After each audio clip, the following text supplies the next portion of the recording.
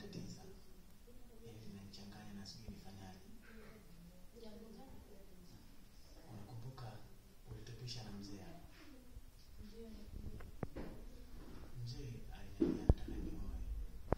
Lakini kibaya zaidi alinichagulia mimi mchumba wa kuoa. Nilikuwa nakuomba mamangu.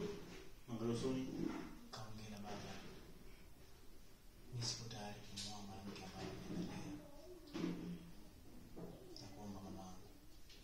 Lakini si unamjua babako akipanga jambo hawezi kupangua. Ndio mama, najua. Lakini ukiongea naye atakuelewa. Nashukuru sana mama. Kwa sababu siko tayari kumwoa mtu ambaye simpendi.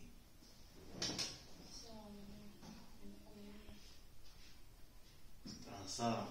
Nani jina lake? Priva? Priva. Wamesafi. Lakini babako muda sio mrefu ndio. Serious, funga sentensi hiyo nimesema mwisho. Kisikia hivyo mwamba anaenda kwa nini?